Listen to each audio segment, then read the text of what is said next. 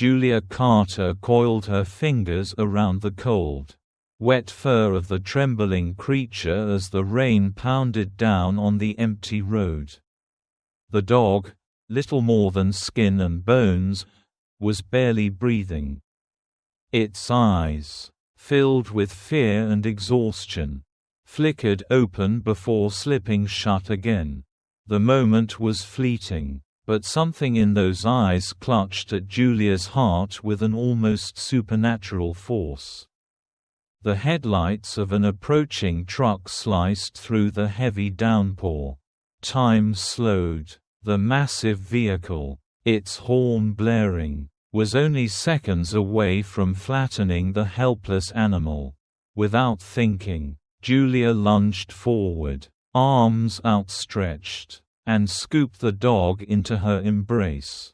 Her feet slipped on the wet pavement as she threw herself backward, the roar of the engine deafening in her ears. The truck's tires screeched, missing her by inches. The driver shouted something, maybe a curse, maybe a warning, but Julia barely registered it. Her only concern was the fragile life pressed against her chest. Struggling to her feet, she cradled the dog and stumbled toward her car. Rain dripped from her hair. Her coat soaked through, but she barely noticed the cold. The dog's ribs were sharp beneath its matted fur. Its breathing shallow. It wouldn't last long without help. The drive to the emergency vet clinic felt endless. Julia's hands trembled on the steering wheel as she cast frantic glances at the dog sprawled across the passenger seat. The rhythmic rise and fall of its chest were so faint she feared it might slip away before they arrived. The thought sent a surge of desperation through her. At last, she pulled up to the clinic's entrance and rushed inside, the bell jingling wildly as she pushed through the door. "I need help," she called, her voice edged with urgency. A young receptionist looked up in alarm before gesturing toward a man in scrubs. Dr. Ethan Moore emerged from the back, his gaze shifting from Julia's soaked figure to the limp dog in her arms. Without hesitation, he took the animal from her and carried it into the treatment room. Julia paced the waiting area, water pooling at her feet. Minutes stretched into an eternity before Dr. Moore finally returned. His expression unreadable. "He's stable for now," he said, scrubbing a hand over his jaw. "Severely malnourished, dehydrated, and has a nasty gash on his hind leg. But he's a fighter."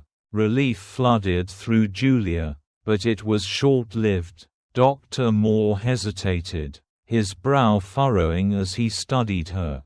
"We scanned for a microchip," he continued, his voice slow, deliberate, "and we found something strange." Julia straightened, her heart pounding anew. "Strange how?" Dr. Moore pulled out a tablet and turned the screen toward her. This dog was registered to a Marcus Bennett. The system marked him as deceased 6 years ago. The words hung in the air between them. Cold and impossible. Julia stared at the screen, the details blurring in front of her eyes.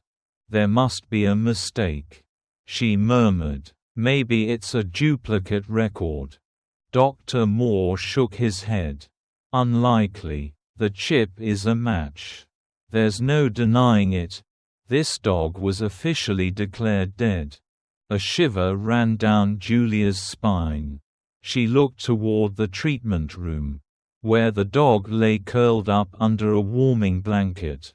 How could a creature that was supposed to be gone for more than half a decade end up half dead on a lonely stretch of road?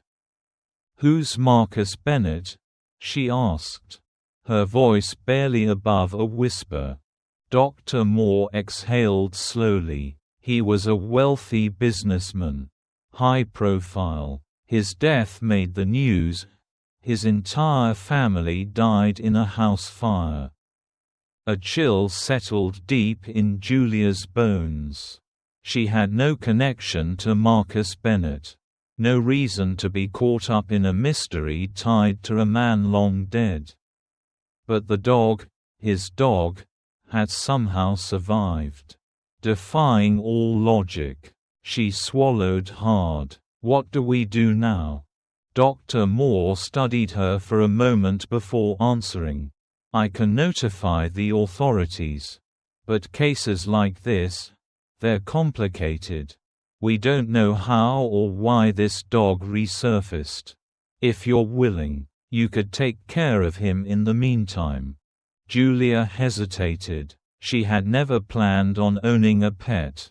Her life was simple, orderly, but when she looked at the fragile animal, something inside her shifted. The universe had placed him in her path for a reason. I'll take him, she said, her decision firm. Dr. Moore nodded, a small smile playing at the corner of his lips. All right, but be careful, Julia. If this dog was meant to stay buried, someone might not be happy he's back.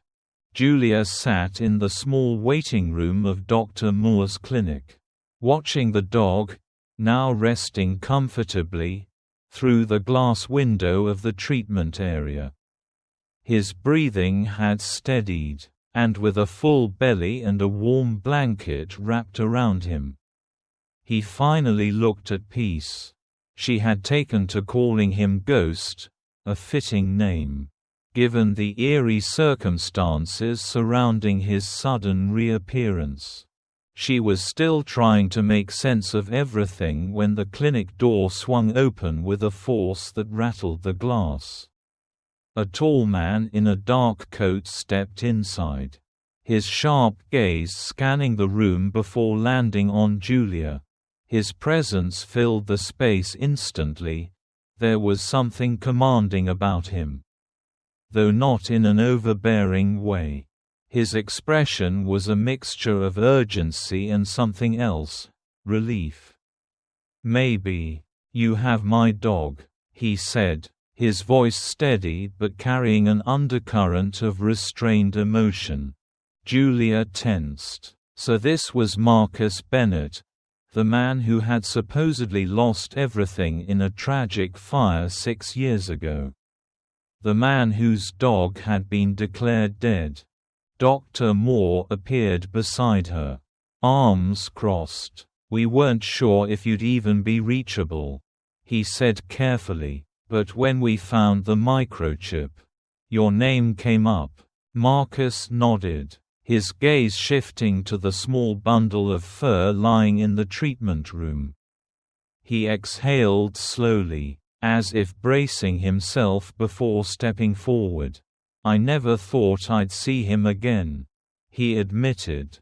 Julia rose to her feet. "You expect me to just hand him over to you?"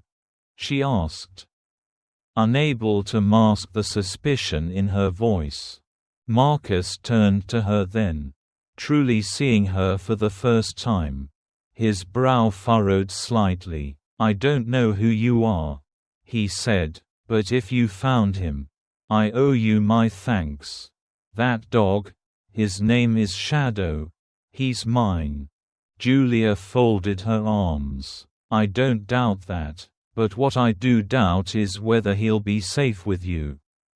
Marcus looked taken aback. "Safe? What are you talking about?" Dr. Moore cleared his throat. "There are inconsistencies in the story surrounding Shadow's disappearance," he said carefully. Marcus sighed and rubbed a hand over his face. "I assume you scanned his microchip and saw the records," he said. "I know it doesn't make sense. Shadow was declared dead, but I never believed it."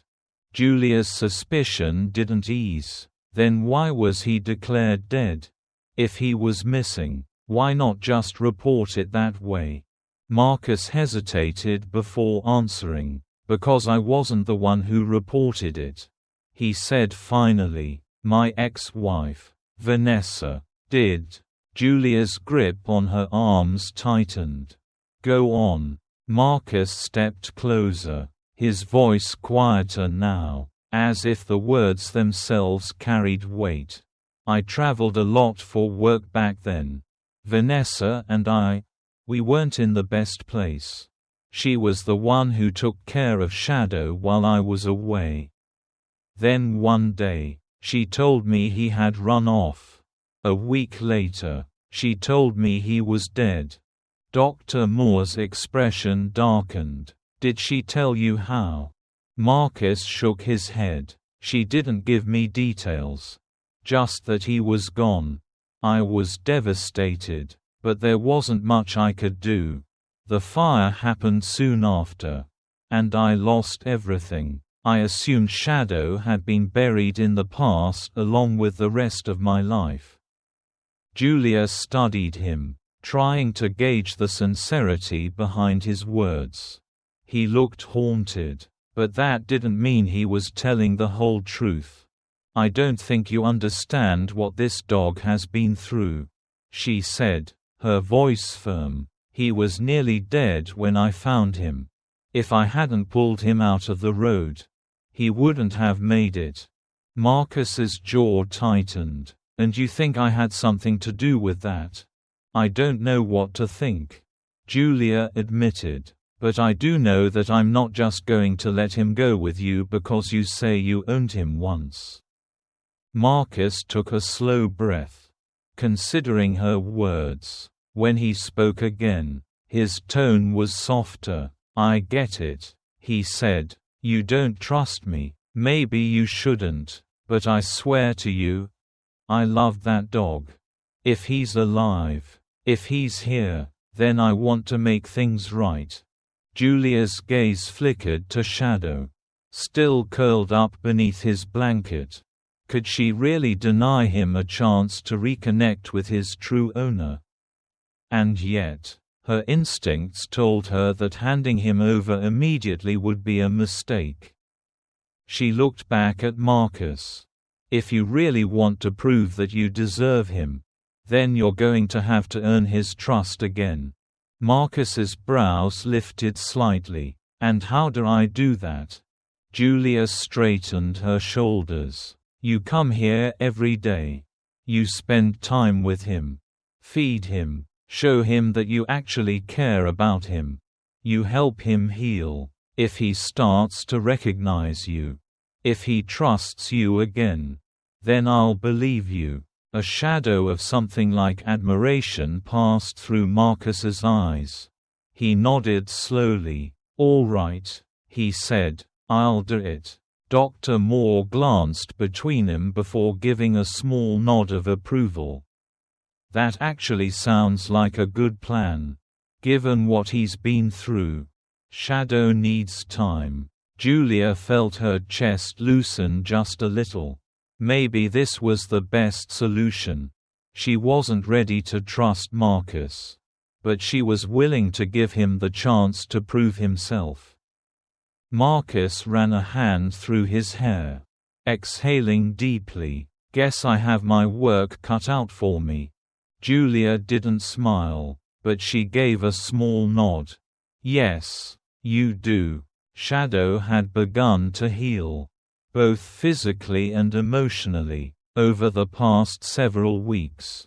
Marcus had kept his promise, coming to the clinic every day, sitting patiently beside the dog, speaking to him in hushed tones that Julia found oddly comforting. He brought him treats, learned which toys he preferred, and even took him on short walks once Dr. Moore said it was safe. Slowly but surely, Shadow responded. His eyes brightened, his tail occasionally wagged, and he no longer flinched at every sudden movement. Julia had to admit, Marcus truly cared about this dog. And yet, something still gnawed at her. A feeling, an intuition, that there was more to this story than Marcus had let on. She first noticed Shadow's strange behavior about a week after Marcus started visiting. Every evening, as the sun dipped low, Shadow would sit by the window. His ears perked, his gaze fixed on the outside world as though he were waiting for someone. It wasn't just idle curiosity. There was a deep yearning in his posture. A restlessness. Sometimes he whined. Other times he simply sat motionless for hours, staring into the night. "What is he looking for?"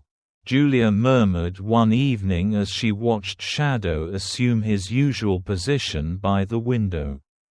Marcus frowned. "I don't know, but whatever it is, he's expecting it to come back."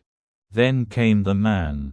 Julia first spotted him standing across the street from Marcus's house, tall, broad-shouldered, wearing a dark jacket and a baseball cap pulled low over his face. He didn't approach, didn't move much at all. He simply stood there, watching. By the time Julia had stepped outside to get a closer look, he was gone. When she told Marcus about it the next morning, he stiffened. "Are you sure? I know what I saw," she insisted. And it wasn't a coincidence. Something flickered in Marcus's expression. But he only nodded. "I'll keep an eye out." The unease grew. They needed answers. And Julia wasn't the type to sit around and wait for them to appear. After digging through old records, searching for any connections to Shadow's past, she finally came across a name, Rachel Turner. "Who's Rachel?" she asked Marcus as they sat across from each other at a coffee shop the next day. His brows knit together. "I don't know. She worked for Vanessa," Julia continued. "Pet care services. It looks like she was hired around the same time Shadow disappeared." Something shifted in Marcus's expression. "Vanessa never mentioned her. Maybe because she didn't want you to know," Julia said pointedly. That was all the reason they needed. A quick search led him to Rachel's address, a modest house on the outskirts of town. Julia felt the weight of apprehension settle over her as they approached the front door. If Rachel knew something, would she be willing to talk? Marcus knocked. A moment passed before the door creaked open just a fraction, revealing a woman in her late 40s. Her brown eyes wary as she peered at them through the gap. "Rachel Turner?" Marcus asked. She hesitated before nodding. "Who's asking?" "I'm Marcus Bennett," he said. "This is Julia Carter. We need to talk to you about my dog." Something flickered in Rachel's eyes. Recognition. Maybe even guilt. She glanced over her shoulder before finally opening the door wider. "Come in," she said quietly. The living room was small but tidy, filled with the scent of fresh coffee and something faintly floral. Rachel perched on the edge of a worn-out couch while Julia and Marcus took the chairs across from her. "Shadow," Marcus said. "You knew him, didn't you?" Rachel's hands curled in her lap. "Yes," she admitted. Julia leaned forward. "Then you know what happened to him." Rachel let out a slow breath. "I was hired by Vanessa to take care of Shadow while Marcus was away. She acted like she adored him. But," she hesitated, her jaw tightening, "she didn't." Marcus stiffened. "What do you mean?" Rachel's gaze was heavy. She hated that dog, Marcus. She told me he was a burden. She said he was a constant reminder of you. And she wanted him gone. Julia felt a chill run down her spine. Gone? Rachel looked down, her fingers twisting together. One day, she told me Shadow had run away. I knew it was a lie. A few days later, she called me again, frantic. She said she had no choice but to put him down. Marcus inhaled sharply. I couldn't do it, Rachel continued, her voice breaking. I couldn't be part of that. So I took him. I drove out of town and let him go in a wooded area, thinking he'd have a better chance on his own. Julia's stomach twisted. Shadow had been abandoned, left to fend for himself all these years. Rachel's eyes were filled with regret. I thought I was saving him, she whispered, but I see now. I just made things worse. Silence filled the room. Marcus's voice was tight when he finally spoke. Did Vanessa know? Rachel hesitated before nodding. I think she figured it out. But by then, the fire had happened. And everything changed. Julia glanced at Marcus. His hands were clenched into fists. His jaw tight. Why now? Julia asked. Why is someone watching Marcus's house? Rachel shook her head. I don't know, but if Shadow's alive, maybe someone's afraid of what that means. The words sent a shiver through Julia. This wasn't just about a lost dog. This was something more, something dangerous. Rachel's voice trembled as she uttered the name. Oliver Drake. A name neither Julia nor Marcus recognized, but one that sent a visible shiver through Rachel. He was Vanessa's business partner. Rachel explained, gripping her coffee mug as though it were the only thing keeping her steady. But their relationship was complicated. She trusted him with things she shouldn't have. Marcus leaned forward. What kind of things? Rachel hesitated. Money laundering. Fraud. Maybe worse. Vanessa never told me directly, but I overheard enough to know they were involved in something illegal. Julia frowned. And what does that have to do with Shadow? Rachel let out a shaky breath. Before she disappeared, Vanessa told me that Oliver had been asking questions about the dog. She was terrified. I didn't understand it at the time. But now, she looked between them. You scanned Shadow's microchip, right? Marcus nodded. Rachel swallowed hard. Did you find anything unusual? Dr. Moore had only checked the standard registration details. But now a knot of unease settled in Julia's stomach. Are you saying something could be hidden in it? Rachel nodded. Vanessa had access to high-level encryption software. If she needed to hide something important, she would have put it somewhere unexpected.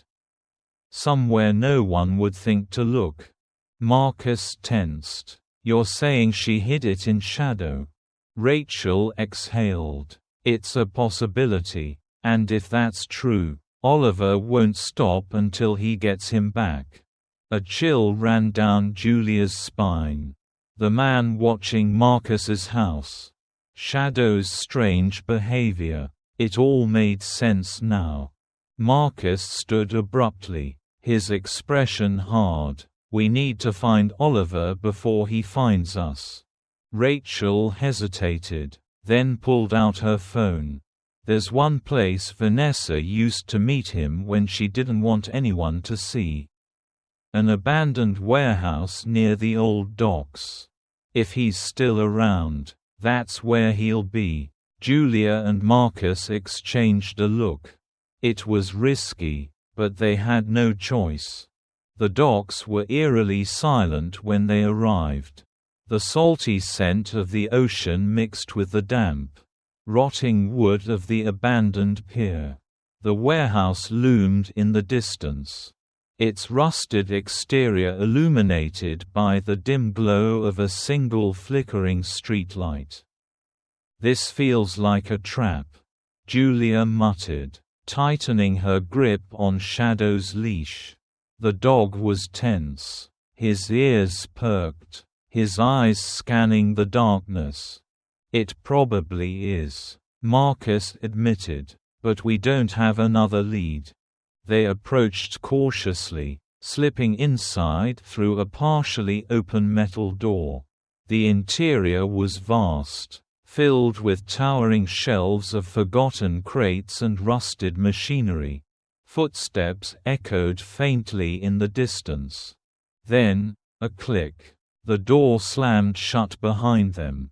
Julia spun around just as floodlights blazed to life, momentarily blinding them. A slow, deliberate clapping echoed through the space. Well, I was wondering how long it would take you to get here." A figure emerged from the shadows, tall, broad-shouldered, his dark suit slightly wrinkled as though he had been waiting for hours.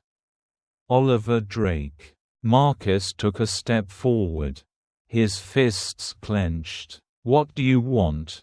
Oliver smirked. "Oh, I think you already know." His gaze shifted to Shadow. "I've been looking for that dog for a very long time."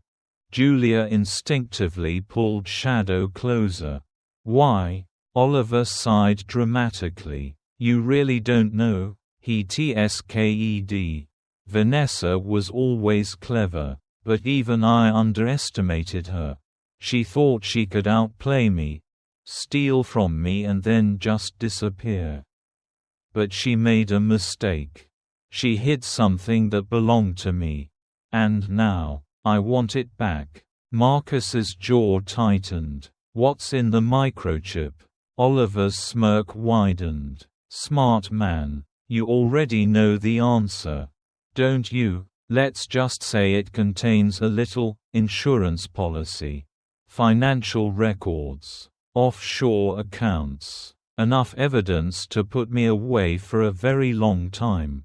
Julia's pulse quickened. "That's why Vanessa disappeared, isn't it? You killed her." Oliver's eyes darkened. "Vanessa made a choice, a bad one." He took a step forward. "But this isn't about her anymore. Give me the dog, and I'll let you both walk out of here." Shadow growled low in his throat. Julia shook her head. "That's not going to happen." Oliver sighed, signaling to the shadows behind him. More footsteps. Armed men emerged, guns drawn. "Shame," Oliver said, feigning disappointment. "I really was hoping to do this the easy way." Marcus tensed. His body coiled like a spring. Julia tightened her grip on Shadow, her mind racing. They were outnumbered, trapped, and unarmed. Then, a sound from above, a sharp creak of metal. Before anyone could react, a shadowy figure dropped from the rafters, landing silently behind Oliver's men. Rachel. In a blur of motion, she swung a heavy pipe, knocking one of the men to the ground. The warehouse erupted into chaos. Marcus lunged at Oliver, tackling him to the ground. Julia pulled Shadow back as Rachel fought off another guard. A gunshot rang out, the sound deafening in the cavernous space. Oliver scrambled backward, reaching for his own weapon, but Marcus was faster. With a swift punch, he sent Oliver crashing into a stack of crates. Rachel knocked the last guard unconscious and turned to them, breathing hard. "We need to go now." Julia didn't hesitate. She grabbed Shadow and ran. Marcus and Rachel right behind her. They burst through the warehouse doors just as police sirens filled the night air. Rachel exhaled in relief. Took them long enough. Marcus turned to her. You called them? Rachel smirked. I may not have been able to stop Vanessa's disappearance. But I wasn't going to let Oliver get away with this. As the officers stormed the building, Marcus looked down at Shadow, who wagged his tail for the first time in what felt like forever. Julia smiled. Looks like he's finally home. The warehouse was a storm of flashing blue and red lights, the wail of sirens cutting through the thick night air. Julia stood frozen for a moment, watching as officers swarmed in, their weapons drawn, shouting commands that echoed through the vast, empty space. Oliver Drake barely had time to react before he was wrestled to the ground. His arms forced behind his back, the cold snap of handcuffs sealing his fate. His sharp, predatory eyes darted up toward Julia and Marcus, his lips curling into something that almost resembled amusement. You think this is over? He spat, his voice edged with venom. You don't even know what you've started. Marcus stepped forward, his jaw tight, his fists clenched at his sides. The only thing that's over is you hunting this dog. Oliver chuckled darkly, shaking his head. You still don't get it, do you? You think Vanessa was the victim in all this? She played you, Marcus. She played all of us. Julia felt a chill run through her. But before she could press him further, one of the officers pulled him to his feet and shoved him toward a waiting patrol car. As they slammed the door shut, the last thing she saw of Oliver was the glint of something unreadable in his expression, something that suggested he knew more than he was letting on. Marcus exhaled, rubbing a hand over his face. Vanessa, he murmured. She's still out there. Julia nodded slowly. That was the one piece of the puzzle that still didn't fit. Vanessa had disappeared without a trace, leaving behind nothing but questions. If she had been running from Oliver, why hadn't she resurfaced now that he was caught? And if she had been in league with him, why go through the trouble of hiding something from him in the first place? Rachel, standing a few feet away, crossed her arms. If she's alive, she's not going to show her face anytime soon. Not with Oliver behind bars. Julia glanced down at Shadow, who stood pressed against her leg, his dark eyes still alert but no longer filled with fear. He had survived more than anyone should have to. And finally, he was safe. Speaking of which, she said, looking at Marcus, what happens now? Marcus met her gaze, understanding the real question beneath her words. Shadow, after everything, after the danger, the chase, the mystery, there was still the matter of where the dog truly belonged. Julia had saved him, nursed him back from the brink of death. And yet, Shadow had once been Marcus's. He had been loved by him, lost by him, and now, maybe, found again. You don't trust me, Marcus said quietly. Julia hesitated before shaking her head. I didn't, but I do now.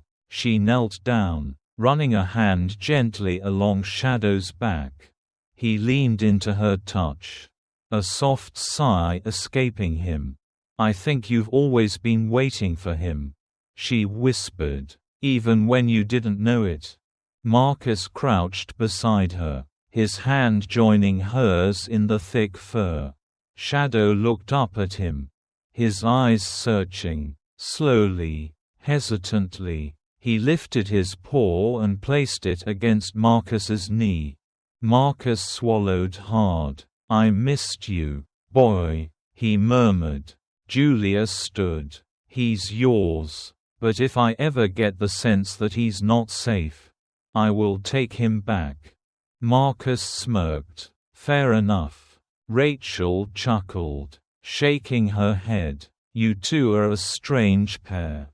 Julia exhaled, glancing toward the horizon where the first hints of dawn were beginning to creep over the city skyline. She should have felt exhausted, drained after everything they had been through. But as she watched Shadow step forward, his tail wagging ever so slightly, she felt something else entirely: relief. Peace. A few days later, Julia visited Marcus's house. The tension of the past few weeks had finally dissipated, leaving behind only the quiet hum of normalcy. Marcus had set up a space for Shadow, a soft bed by the window, a backyard where he could roam freely, a life that was his own again. When Julia stepped inside, Shadow barely stirred from his place by the fireplace. He lifted his head slightly, his ears twitching, but there was no fear in his eyes anymore. Just warmth. She smiled. "Looks like you finally found home." "Huh?" Marcus glanced at the dog, a softness in his expression that Julia hadn't seen before. "Yeah," he said. "He has." Julia watched as Shadow curled back up, his breathing slow, steady, for the first time in years. He wasn't waiting for someone to come for him. He wasn't afraid of what was lurking beyond the door. He was simply here, safe, loved, and finally, home. Thank you for watching the video. If you enjoyed it, please comment 1. And if you didn't, just hit like. See you in the next videos.